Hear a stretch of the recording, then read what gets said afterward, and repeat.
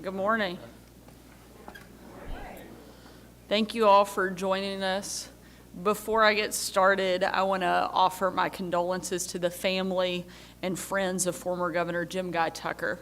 He is one of a generation of Arkansas leaders who had an immeasurable impact on our state, and our thoughts and prayers are with his entire family as they deal with this difficult loss. I also want to take a minute to thank Senator Dismang and Representative Shepard for their support of this legislation that we are here to announce. These are two of the most experienced, most respected members of the legislature, and they've done a lot of the heavy lifting we need to support this bill, and I'm grateful for their hard work and their support and dedication to seeing us make significant change and impact here in Arkansas. I also want to thank our Secretary of Education, Jacob Oliva, and our Commissioner of Higher Education, Dr. Ken Warden, for the expertise and hard work that they've brought not just to this bill, but every single day to the Department of Education. Thank you all for your hard work. We're also joined by many of our university chancellors, administrators, professors, and students. Thank you all for being here. And to the other legislators in the room, I'm sorry for making you stay late in Little Rock on a Friday, but we are certainly thankful for your presence and willingness to be here. I laid it out in my State of the State address. Higher education reform is my top priority for this legislative session. And today, I'm proud to announce my plan to improve opportunities for our students post-high school called Arkansas Access. We've spent the past several months working on this legislation, and I was excited to share its details with many of our state's education leaders. Through that process, I've been reminded of just how important education is to the journey of so many Arkansans. I shared the story of Tiffany String during my State of the State, a woman with just a sixth grade education who was abandoned by her husband with no job, no car, and 3 kids at home. She biked herself to ASU-BB to earn her nursing degree, and this May is going to graduate as a registered nurse. I met with her family after the speech, and I saw just how much Tiffany's sons look up to her, not just as a mom, but as a provider and as a role model. That's what higher education can give and gave Tiffany, and it's what it can give to every other Arkansan in the state. I could spend my entire speech telling stories like Tiffany's. There's Jessica, who managed to raise a family and work night shifts while earning her degree in pharmacy technology. Now she's a professor, giving other students the same opportunity that she had. Or there's Jasper, the Marine Corps veteran from Jacksonville, who studied computerized machining, also at night, and did so well in class that he joined his Campus Skills USA state team and won an award in automated manufacturing. He and his wife welcomed their first kid in his last year at school, and thanks to the higher salary he's now able to own, purchased their first home. Each of these stories shows the power of higher education and the many diverse paths Arkansans take to achieve it. But that doesn't mean that there aren't problems. We all see the same issues. The system has become too complicated, too woke, and far too often doesn't fully prepare students for the jobs of the future. Access will fix that.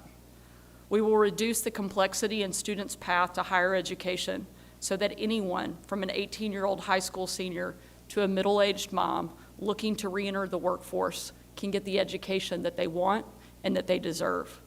We will ensure high school students who want to take college courses before they graduate don't have to pay out of pocket. We'll increase the funding available for scholarships like the Workforce Challenge and double the first-year funding of the Academic Challenge, a program that my dad started and I was a recipient of. We'll expand the number of admissions exams students can take to go to school. We'll grant provisional admission to any student who meets higher education institutions' baseline requirements and offer in-state tuition to Arkansas's military families. We will make it so that applicants can submit one application and apply to any public college or university in the entire state. Higher education should be available to anyone who wants it, right after high school or many years down the line, and access will make that a reality. We will also get indoctrination out of higher education so students can learn in a free, unbiased setting. No more using DEI in accreditation standards. No more forced statements in support of DEI. And no more excused absences for protest. We will honor higher education institutions that go above and beyond to serve our military families by giving them the same Purple Star campus designation that our K through 12 schools can now earn. And if a student vandalizes school property, we will not let them graduate until they pay for the repairs themselves. We will ensure professors are held accountable for the job that they are hired to do. And finally, we will make sure that if a student decides to attend college, they actually get the real life skills that they're paying for.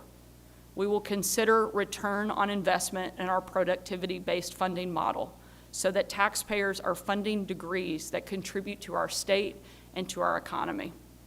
I know this is a lot. There's a lot packed into this bill. And we will create a funding model for non-degree credentials so that Arkansans can go to school for the skills they need, leave without too much debt, and enter the workforce as soon as possible. I want to again thank the many legislators that are in the room, our education leaders, members of our education department for their hard work on this legislation. For far too long, we've told the lie that the only way to be successful is to graduate college with a 4-year degree straight out of high school. When I sign Access, we will tell Arkansans the truth. Everyone is unique, and everyone's education journey should be too. I'll now turn it over to our primary sponsors of the legislation. Let Secretary Oliva come back up to speak, and then we'll take a few questions. Thank you so much for being here. Most importantly, thank you for your commitment and dedication to making sure every single student in the state of Arkansas has a great pathway to success. Thank you so much for being here.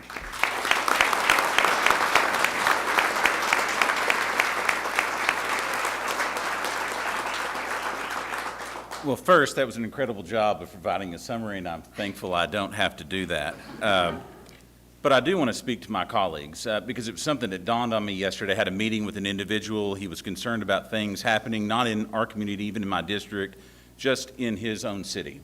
And what he kept coming back to and what we finally decided was, you know, every roadblock he hit was with really one response. That's the way that we've always done it.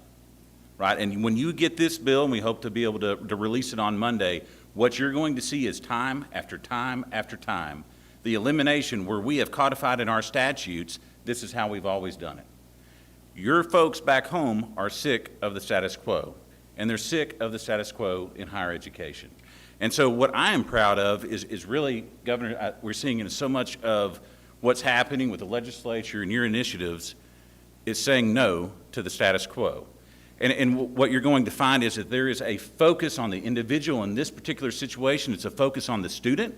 We're going to be looking at increasing the opportunities that they have before them, and then we're going to be maximizing their outcomes and so they can be as successful as they can possibly be. And again, there are so many initiatives that are occurring in this state right now that are going to make us rise to the top.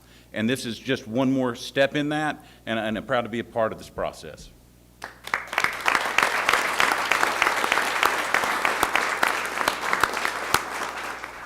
Well, I would just echo Senator Dismang's remarks. That's one of the things that I've noticed and that really has come to the forefront for me over the past 14 years in the legislature is that the status quo is not going to cut it.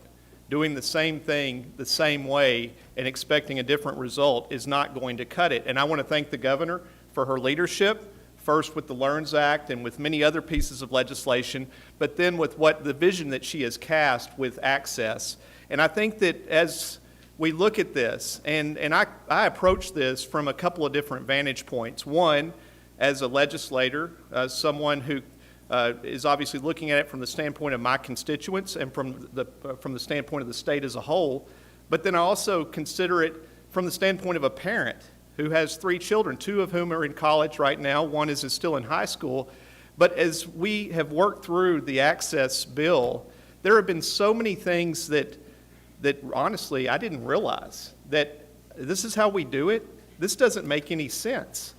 And I think that what you're going to see in the legislation is you're going to see something that is very pragmatic. It makes a lot of sense. Actually, if you look over here, it makes common sense. And so what I would encourage my colleagues, and I've had discussions with several of my colleagues thus far, and obviously I know that they want to see the details of the legislation, and they want to read the bill, which is something I always encourage people to do. But I've also had conversations with many of the leadership of our higher education institutions, and I think this today is a day that we will look back at many years from now, and we will count not just a few lives that were changed, but generations that have been changed by what we're about to set forth on under the leadership of Governor Sanders. I'm thankful to just be a small part of this. I look forward to advancing this legislation. I look forward to sharing this legislation with my colleagues and with the state as we move forward. Thank you.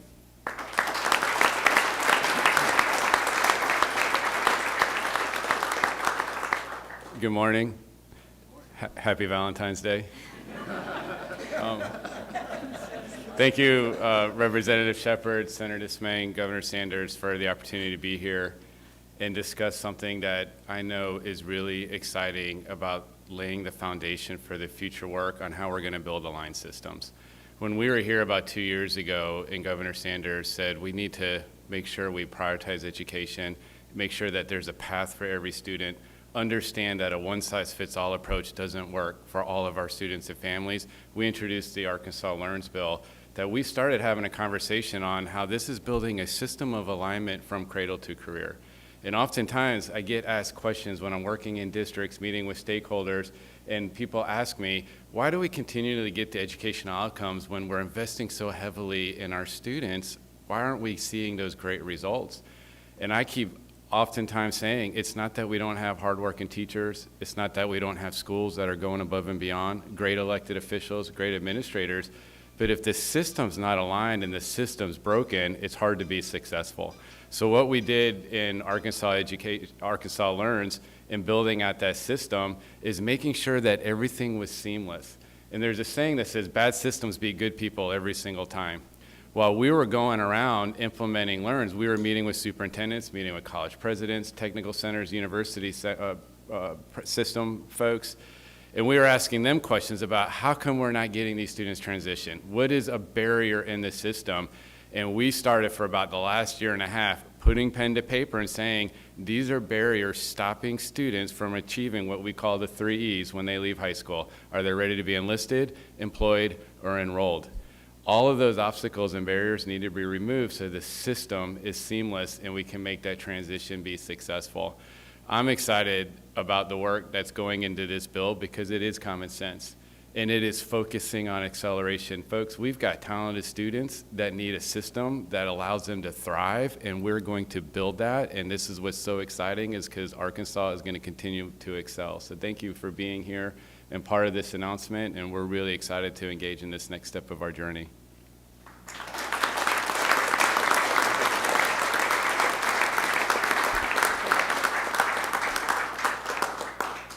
Thank you. We'll now take a couple questions if there are any. How much is it going to cost to implement? What is the time frame for implementing the provision? It's going to take several years. No on several years.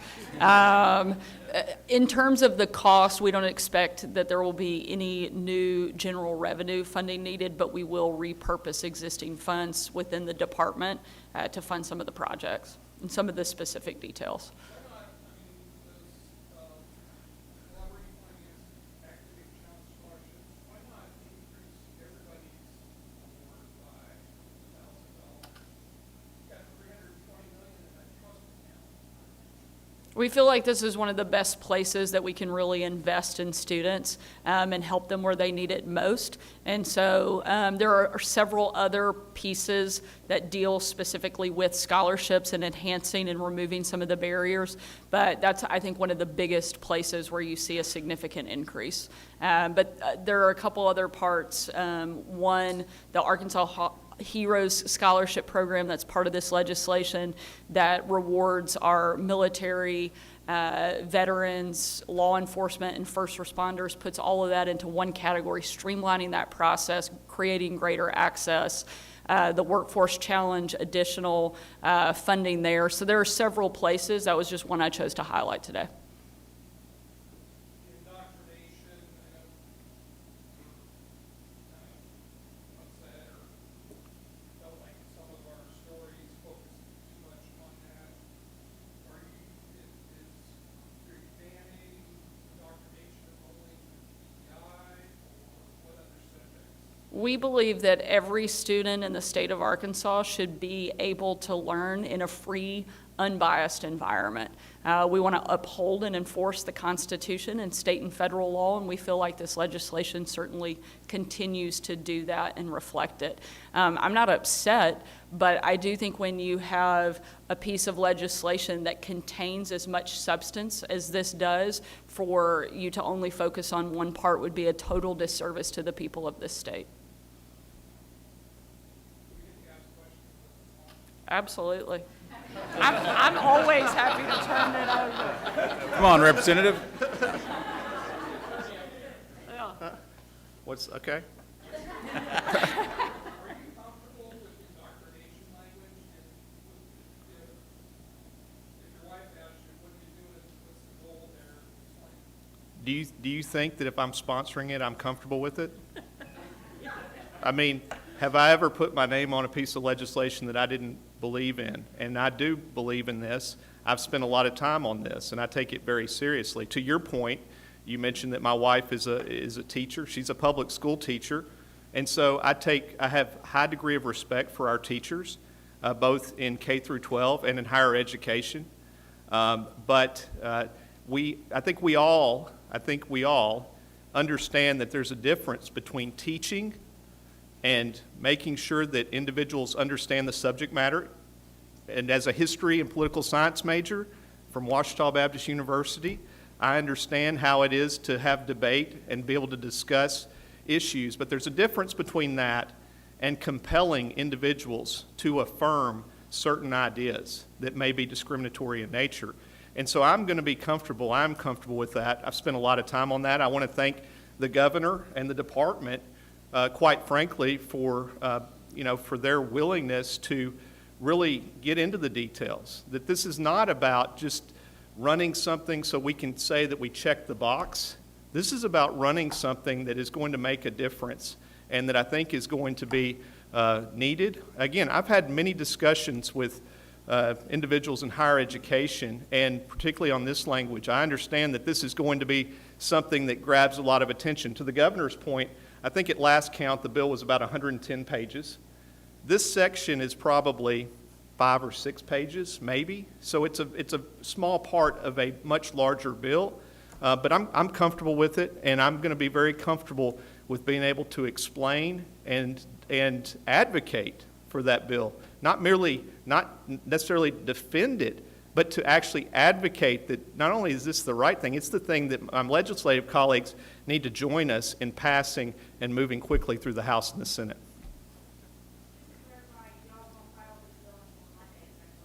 Correct.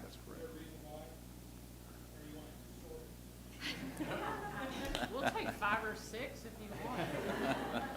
It's just part of the drafting process. I mean, we have 135 members of the House and the Senate. The Bureau, we have a limited number of bill drafters, and so we are working through that process and continuing to look at the legislation and the language, because we want to do the best we can to put forward something that is the best possible bill that we can have when we file it on Monday.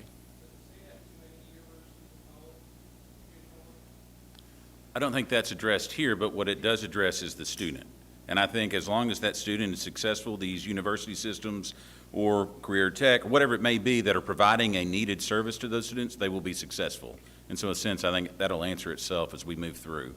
But this does nothing to address the number of schools that we have. And you asked a question about the lottery scholarship and should we do more? I think at a minimum we have to do more with the 1,000. I think there's a bigger conversation that has to happen. There was a constitutional amendment passed that deals with technical schools, and we're not sure what that amount will be because it is still kind of in flux with what members are looking to maybe propose or not propose. But at its basic, I think we did a disservice when we set that amount at $1,000 for a first-year student. And the reason why, it is just not enough of an incentive to get someone to pull the trigger to make that commitment to go on to the next step coming out of high school. So again, I think this is what we can do now. I agree with you. We have let the fund grow too large, and we will continue to revisit that year after year and making sure that we're maximizing the dollars that are going to the students. How many co-sponsors do you have to have? Co-sponsors? I haven't counted because we haven't asked for any yet because we respect our colleagues.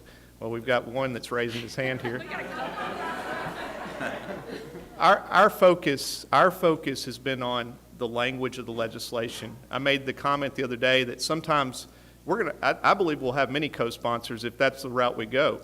Sometimes you run bills and you run it with just a lead sponsor on each end. I anticipate that we will file it and then likely we'll amend on co-sponsors. Our focus has not been on trying to have a scavenger hunt to see how many signatures we can get on the bill at the outset. Our focus has been on drafting the language, and then we respect our colleagues enough to let them read the bill, and then they can make the determination as to whether they want to go ahead and put their name on it. I expect that we will have many, many that will want to sign on. I've already heard from many, even just based on the broad concepts we've discussed, but we believe we'll have very strong support.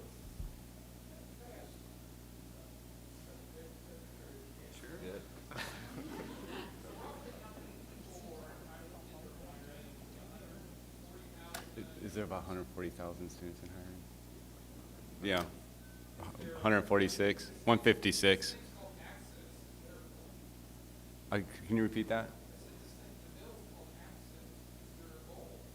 Well, so this is, sure. So I always say that education is the ticket to prosperity.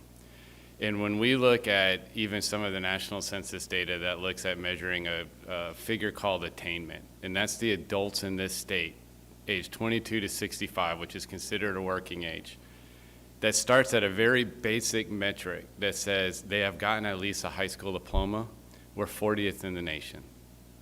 So when we talk about access, if you don't have access to a high school diploma, you're limiting your ticket to prosperity.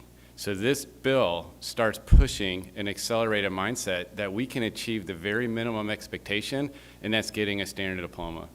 When you measure Arkansans that have a high school diploma and maybe an industry certification or some college or a degree, we fall even further in the rankings. So this isn't about a number saying I want to hit 200,000, 300,000. I want everybody to achieve their personal desired outcome and be on a highway that leads them to be independent and successful in life. And that highway needs to have exit ramps and on-ramps. Everybody needs to leave our system ready to be enlisted, employed, or enrolled. And that's not independent of each other. Some people get enlisted so that they can become enrolled. Some people get enlisted so they can become employed. Some people become employed so that they can become enrolled. It's all about creating a system that sets everybody up for success. Right now, because we're not standardized and unified and coordinated, we have unnecessary roadblocks and measures that discourage students and families from participating in prosperity, and we're going to remove that.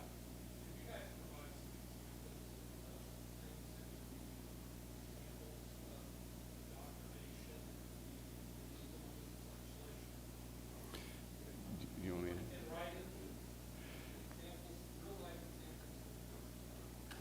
So we hear anecdotally, and we've had folks send us stuff, so I'd have to go through my archives to see if I still have it, about where professors may be giving an assignment to a student, or adults are having to participate in professional development where they are being compelled to adhere, affirm, or adopt a certain point of view or a belief. And I can put a call out to parents to send me information right now to say, show me that assignment where if a student didn't write in a particular point of view, they were graded differently. That has happened in this state, and we need to make sure we're protecting those students from those possible indoctrinations because they have a right to decide what's best for them. This is about teaching students how to think, not what to think. And when we're in a classroom, I want to be clear to all our professors.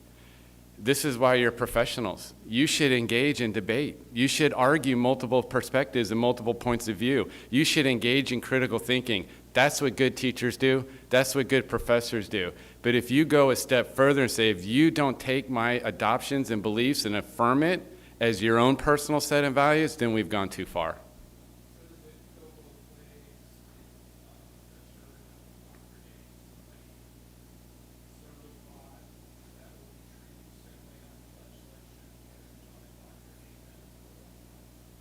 I'm having a hard time hearing. It's going to be, it's going Yeah, to, I couldn't- it's going I couldn't to, hear that. the legislation is going to apply even-handedly, you know, and so, don't, you know, at this point, want to wait till the bill is filed. Don't want to get too far into the specifics because, again, I want everybody to read the bill. Don't rely on what may be said on the various social media outlets or the headlines or whatever. Read the bill, because I think that when it comes down to it, I mean, Representative Eubanks made the reference to me pointing out a concern in the cell phone bill that thankfully we sent it back to committee and we made it a good bill, like it was a good bill, to be clear. But we were making sure that there was not an unintended consequence, because it matters what is in the bill. And so that's my message, is for folks to read the bill, but it will apply even-handedly. If you're filing it on Monday, how soon do you anticipate having it in the week, the period of how long I will have to read the bill? You can go ahead. I don't think there's a timeline on when to have it in committee. We want members to be comfortable with it. Obviously, the public will have access to it the moment that it is filed, so I don't think we're in some huge rush, but we also have a limited amount of time for us to consider things in session, and so we're not going to also drag our feet as we move forward. But we do, and it's important to me that the members have an understanding of what they're voting on. There was a question about co-sponsors. I have never once since I've been here asked a member to co-sponsor a bill that was not either ready to file and in its final form or filed. And so that's, like I said, I think that same courtesy is something we'll do with this bill. If everybody's comfortable and we're ready to go, then fine. I don't think that will be the case, but I'm not going to say anything's off the table. Can you elaborate on kids causing damages and them being responsible for that? It seems like that would fall on the parents' responsibility to cover that, and every child being unique. What about the situation with special needs kids? Is there a certain cost or a certain amount that you see in the damages that you know? I mean, that's 18-year-olds. I think this is focused on vandalism as part of, we're not talking about, you know, some kind of inadvertent, accidental damage, and this bill is focused on higher education, so the vast majority of those individuals are likely over 18 years old. And so this is just making clear that if individuals are going to engage in certain types of conduct that may be destructive to our institutions, which we could look across the country at examples of that we're going to clearly, in addition to whatever else may be allowed in law, we're going to clearly require accountability and restitution to take care of those damages before they're going to be able to take advantage of whatever degree they may be pursuing. And so it just makes, again, common sense that we would expect that. It reminds me of what you see oftentimes in high school, that the kids for graduation, the superintendent might remind them that, you know, at least some of the high schools I'm aware of, that diploma, that bound thing that you receive doesn't actually have your diploma in it.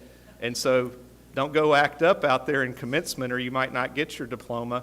This is kind of the common sense, is like, we're not going to let you to destroy our institutions and then just let you walk away and get the benefit of what those institutions are providing. Thank you all so much. Thanks for being here today.